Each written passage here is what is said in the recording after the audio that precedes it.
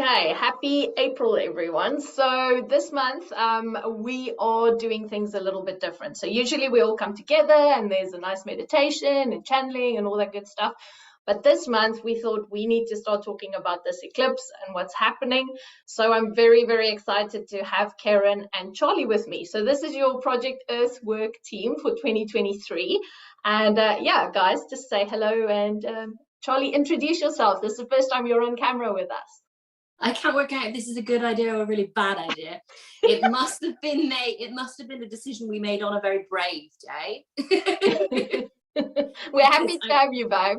I'm normally safely nestled in the comments or our Facebook group. So Okay. Hello, everybody. And I want to give you a little heads up before we start this, that I got a new puppy a few weeks ago, and this is her first Project Earthwork recording / live event / anything. So if you hear random noises in the middle of this, or if she jumps up, it's just like if you're not seeing a random hellhound. It's just my Okay, awesome. So we're going to start chatting today about the eclipse coming up. There's some hectic stuff that's been coming up for all of us, and we all just wanted to share a bit, because one of the things that Charlie mentioned before when we were just chatting was about how everyone's going through this. I think I'm going a little bit crazy. What's happening?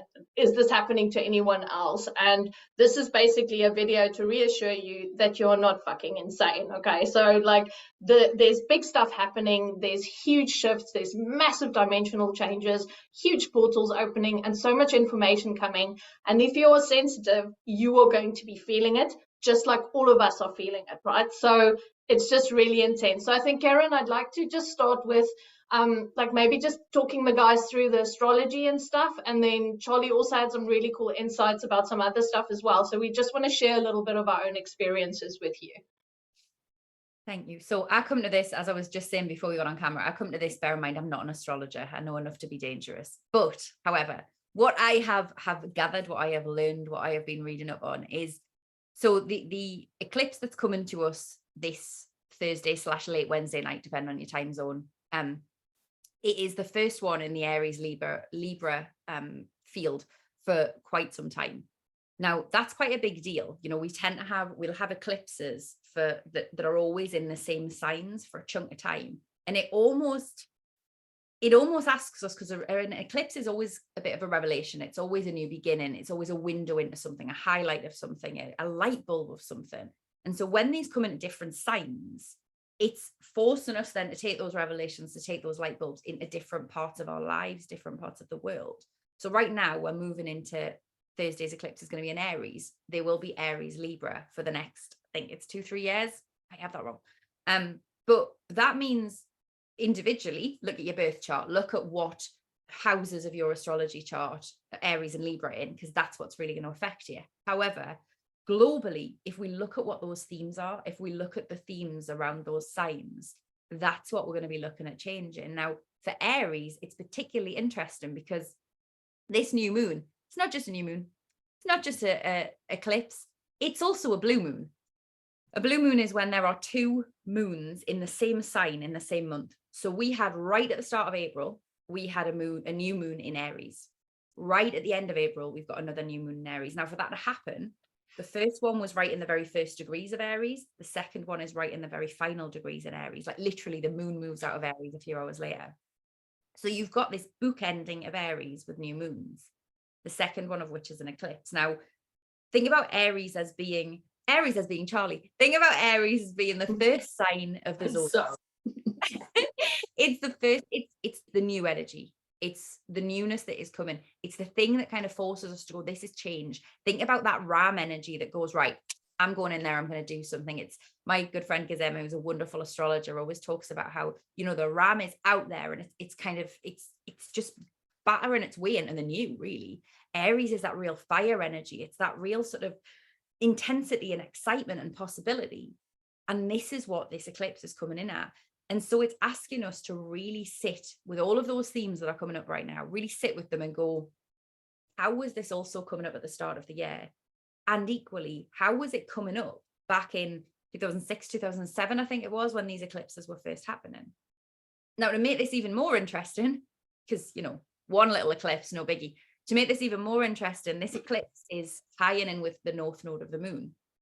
I always think our nodal astrology, where our north and south nodes are, is very much linked to our soul purpose. The north node is the thing that we're moving towards in this life. So this eclipse, this Aries eclipse coming this week, is really an opportunity for you to look at where you are moving towards in your life, what you are heading into, what is your purpose, what are you all about, what's important to you. It's no biggie. I mean, it's fine. It's just a nice vibe. You had some extra stuff to add though, didn't you, Charlie, about this? So we put into the Facebook group yesterday to just see how everybody was and kind of get the vibe, because obviously Ceryn will speak to her clients and Yoli will have clients, but also our community does seem to tell it how it is, because it's a safe space. So what we're getting is, I like to call it roller coaster energy. So it's almost as if it's the highest of highs and the lowest of lows. And they are coming in thick and fast. So there also seems to be a lot of exhaustion. I don't know if anybody, so this is the visual I was shown last night. I don't know if anybody remembers the Generation game, if you're from the UK, and that is showing my age.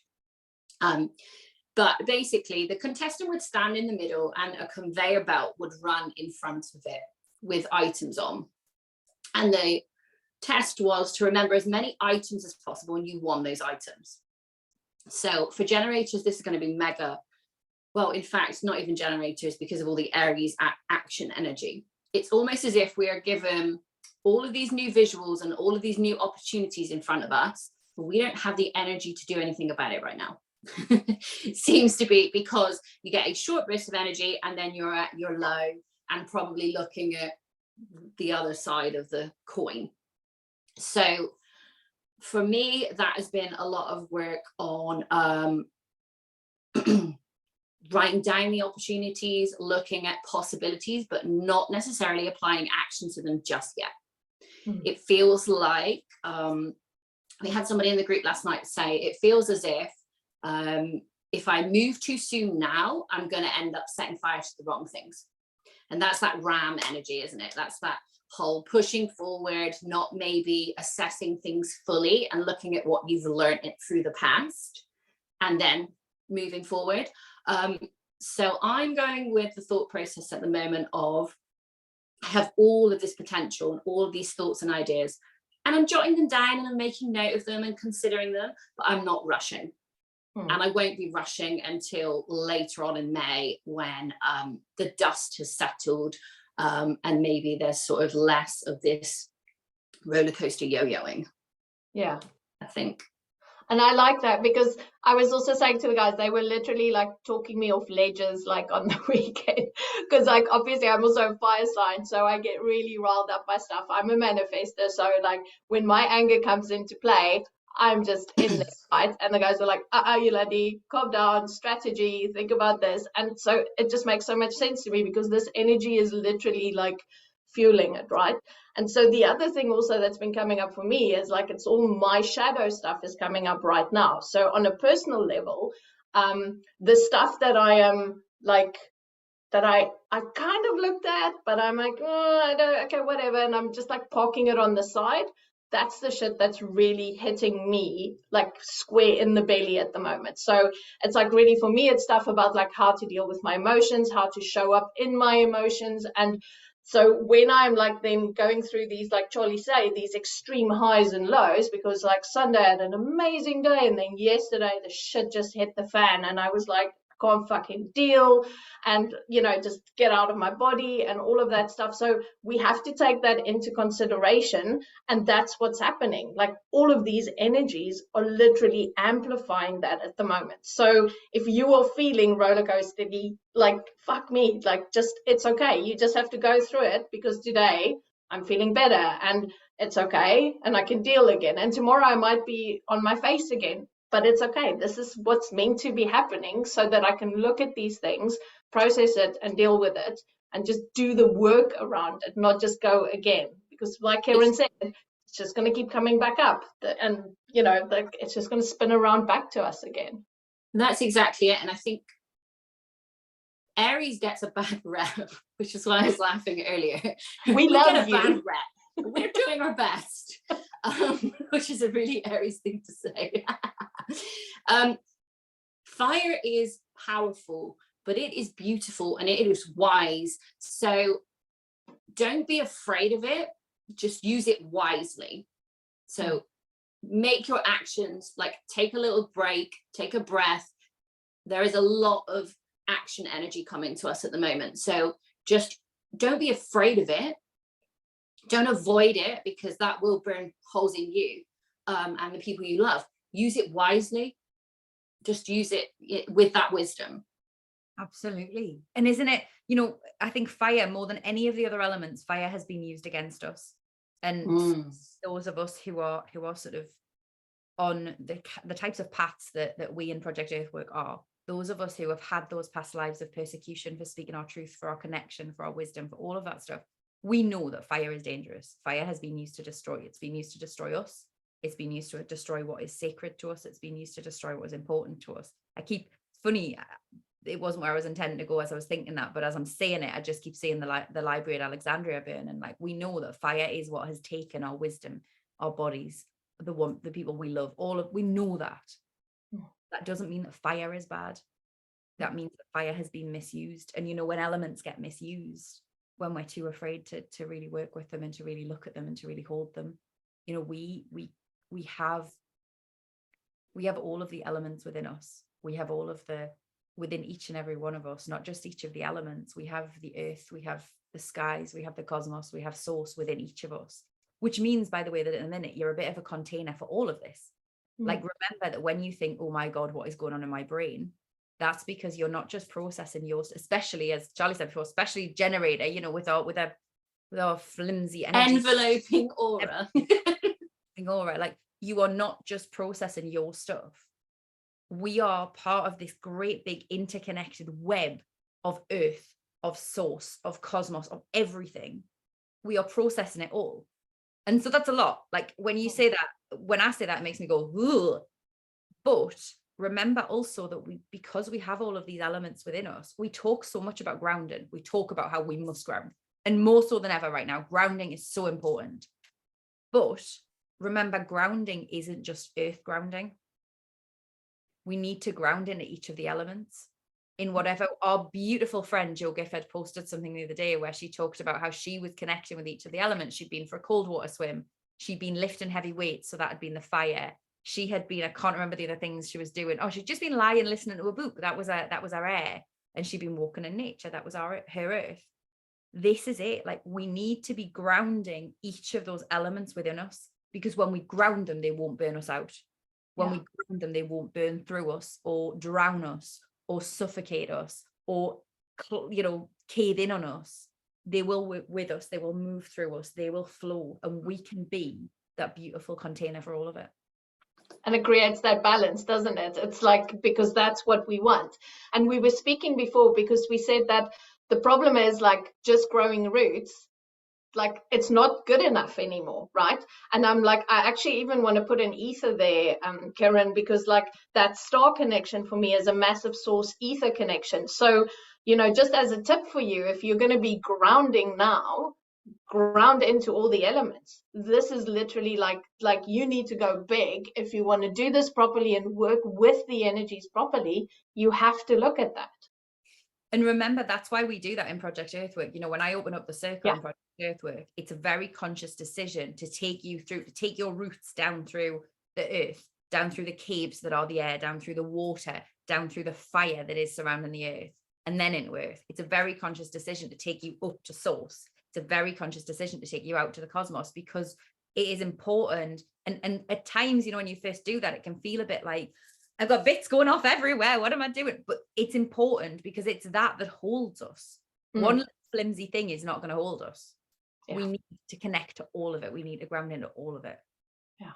And isn't that even more important now that we're having this dimensional tilting? So I was talking about this earlier. I don't know if anybody else who's watching this has had it. So I can be in Aldi, I can be doing the housework or on a phone call, and the dimension will tilt, and it's almost as if the floor gives way and it flips over and I'm somewhere else. And my connection to it is immediate. It's strong. I know exactly where I am without questioning it. It's not scary or anything like that. And then as soon as it's there, it's gone again. Mm. So I don't know if Yoli, you want to talk about that, because you were explaining something that came up for you around that the other day. Yes. So the thing that I was shown last week was about this whole dimensional shift that's happening for us, right? So the way that I was shown, and they were like they showed me how the vibrations was for 3D. So they showed it was rather slow, and this is my body, and like my cells are vibrating and all that good stuff. And so because my brain works this way, they showed me the layers. So they showed like all the different dimensions on top of each other. And as you proceed to the next dimension, it goes a little bit faster. And if you proceed to the next one, it goes a little bit faster. So if you can imagine we're like this, then go up to fourth, then I go up to fifth, then I go up to sixth. So as I go up through the dimensions, it gets quicker and quicker and quicker. So what's happening now, and you keep hearing people speaking about like moving into the fifth dimension. This isn't about us moving into the fifth dimension. This is about us working with the fifth dimension, right? You're not going to leave your fucking body and like go up there and disappear. You're still going to be vibrating down here. So what happens is like you're now needing to vibrate here because there's shit here that we need to see. There's information. There's like all this stuff that we need to go get, all this new stuff that's coming up. The whole universe is opening up to us. So we're needing to be able to go in and out and basically like be like this the whole time. So they start working together. So we are learning to not get knocked over by the jump between the dimensions. Okay, so you know, like in the olden days when I used to like go into the records and stuff, I'd be like, fuck, I'd come out and I'd feel like I just drunk a whole bottle of wine. But now it's like, boom, I'm in, I'm out, I'm in, I'm out. Okay, so you are literally learning, your body is learning, your consciousness is learning how to jump in. So when you're having those moments of, like Charlie said, like a tilt or like, where the fuck am I? It means that you're starting to connect with those higher dimensions in a very conscious 3D way. Okay, so it's like really important just to don't freak out about it.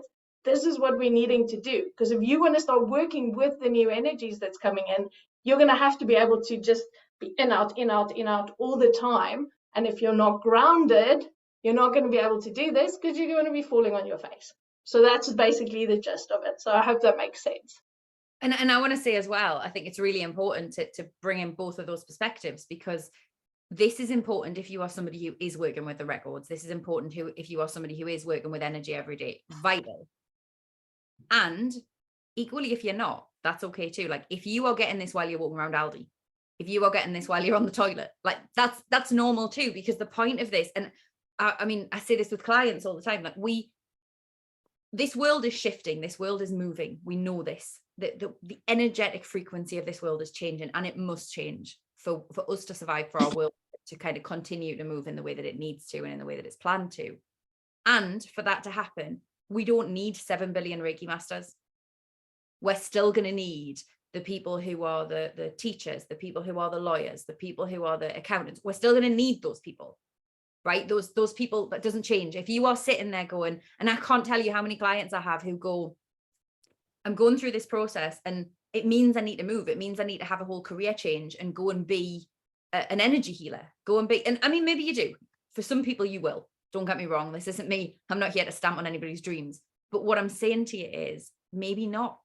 Maybe actually as the world opens up to integrate more fifth dimensional, sixth dimensional, and so on and so forth, frequencies, we will also need doctors who have that frequency. We will also need car mechanics who carry that frequency. Well, we need hairdressers who carry. We will need all of the people doing all of the jobs from a place of grounded, like multi-dimensional energy.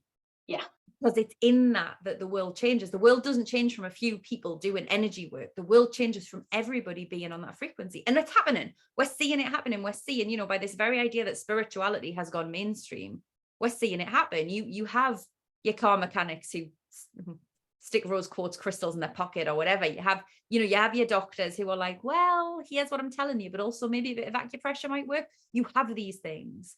And so know that this getting to grips with that dimensional tilting, this multi-elemental grounding, it's not just something you do if you are going into a client session where you are creating sacred space and working with people in that way.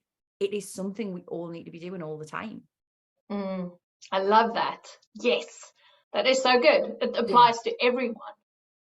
And it feels like, obviously, people that are aware of it are going to be the people that are talking about it. Like, we're talking about it because we have awareness. But the first time it happened, I remember phoning Ceryn and being like, okay, so everything just tilted and that was fucking weird. And then it was gone again. Excuse my F-bomb. But dude, this Project Earthwork, I think I've dropped about 17 already. Have you? I didn't notice. And I think it's going to be almost a tumbleweed effect. So it's going to happen to more people and it's going to spread. And then those people are going to be, as we say, you don't need to be spiritual to be going out for a walk and intentionally grounding. You don't need to necessarily write a book about it. I've got people that I work with who are farmers and accountants and things like that. And you can still have a normal role in this planet, and all are essential at the moment. We all have a path that we need to follow. So I feel like this is only the beginning of that tilting. Yeah. So hang on to your pants. And I just want to say one other thing also, is that I just feel like there's a lot happening in the cosmos at the moment. How far we are able to see, and the light that is reaching our planet right now is like, we've never seen this before, right? It's literally like there's stuff coming in now that hasn't been seen. So I just want to also like bring in that like element of trust here, because you have to understand that whatever is coming into your consciousness right now, even if you haven't seen it, even if no one can tell you about it, even if no one can verify what you are experiencing or seeing or visioning or whatever, there's new shit coming. There's like a massive amount, like, you know, if you open up any science magazines now, they're like, oh my God, we just discovered the stuff that we've never seen before. It's like literally the universe is opening up and going, guess what? You can see us now. The light is like reaching your planet. So when this shit is happening and you're starting to see stuff, you need to start to trust yourself and just go with whatever it is that's coming through for you. Because trust is going to be the thing that's going to lead you through all of this in a way that you're going to be able to manage it. It's about less tools and more trust is the thing that I keep hearing over and over again. So we all have decks, we all have tarot, we all have oracle cards and pendulums and all of the tools, but nothing is going to beat the connection that you have to source, that you have to the elements and your higher consciousness. So use them, that's fine, but trust yourself first. And that's going to be, I mean, we've talked about this a lot in Project Earthwork behind the scenes over the last couple of months. That runs through everything, this thread of trust that we have. And sometimes it gets a little bit thin and then we have to reweave it and it gets a little bit thicker. But that is the thing that we need to be coming back to, especially when we're in this period of expression at the moment. Yeah. And emotion and fire, it's up, down, and we have to go back to that thread of trust. And sometimes that's a friend. Sometimes we will go and cry, or sometimes we will need a hand and someone to pull us back towards that thread. But that is the point. That's the one thing we know is true. That's like the main focus is to come back to trust. And we are seeing it now with magazines dying out. And all of the kind of drama going on in the, let's call it, media world and so on. The only thing we know to be true is this one thread of trust that we need to come back to. So it's just about less tools, more trust. And I will be banging the drum on that one, I think, for a long time to come, because it's important, really important. And I think whether you're on this path or another. And I think that leads us back into what you said right at the start of this, doesn't it? That we don't have to take action with it now. You know, when something comes up for you, when the new stuff comes in, you don't have to run with it right now. It's so tempting when you get something new, be it a new idea for a project, be it a new idea for, I don't know, somewhere you want to go for dinner, whatever. It's so tempting to be like, let me do that now. I've got to do it right now before somebody else does it. Trust is as much in trusting what you're hearing, what you're feeling, as it is in trusting that if this is that old saying about what's for you will not go past you. Sit with it. Let it alchemize, let it stew, let it be in you. Let yourself find your equilibrium with it. Ground it into you and ground you into it. Because if you run away with an idea, with something, again, you're going to burn it up. If you run away with something that you're just like, I've got this and now I need to run with it because otherwise God knows what will happen. You're not taking that from a place of integration. You're not taking it from a place of grounding, and it will fall over. Give yourself the time and the space to sit with stuff. Give yourself the time and the space to really process, so that when it then comes to putting that out there, you know, as Charlie said before, this is a time for watching that conveyor belt go past and being able to go, oh, that one. Oh, that's the one I'm going to sit with for a while. That one I'll journal with. Oh, that one. No, you can stay on the conveyor belt. Thank you. That's what this is the time for. And then when that stuff comes up, you'll know, because you'll have sat with it, and you'll know what you can trust and what you can't. You'll know how that self-trust aligns with what you're being told. And that's the important part. And the trust is going to reduce the risk of burnout or burnout. Yes. And in a world that is constantly telling us, in a world that is constantly leading us to mistrust ourselves, everywhere you look, go and buy this because it's going to help you with that. Even the spiritual community, go and buy a deck because it's going to give you the answers that you need. Go and book a session with so-and-so because it's going to give you the answers. Karen said something earlier, which is, I wrote it down somewhere, because that's how my brain works, that a good coach, or we don't like that word necessarily, but a good retreat or a good session with somebody, or therapy or whatever it is, or a good DNA activation, is going to lead you back to yourself. And that is what we need. Yeah. And that's the only thing that's basically going to help us get through all of this. So yeah, and that's the tea. The Oracle of Delphi temple, and it's such a cliche in the spiritual communities, but it had that line over the doorway, know thyself. Yeah. And I think there are different levels of us understanding that, but actually it comes back to this. When you know yourself, you come to trust yourself.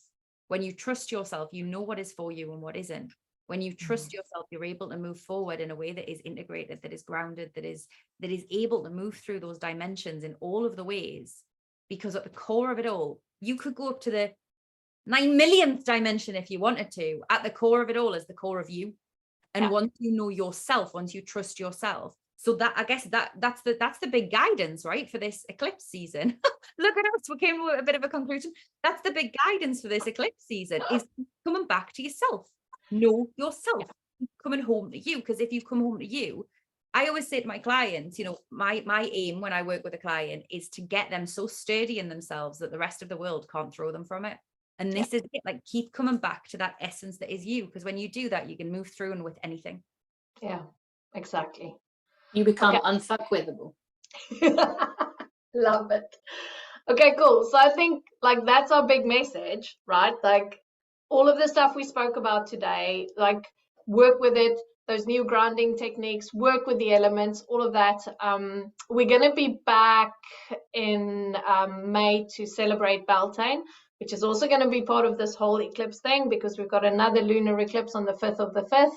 Beltane's in the middle here. So it's going to be an interesting ride, but you can choose how you're going to do this. You can do this empowered. You can do this as a victim.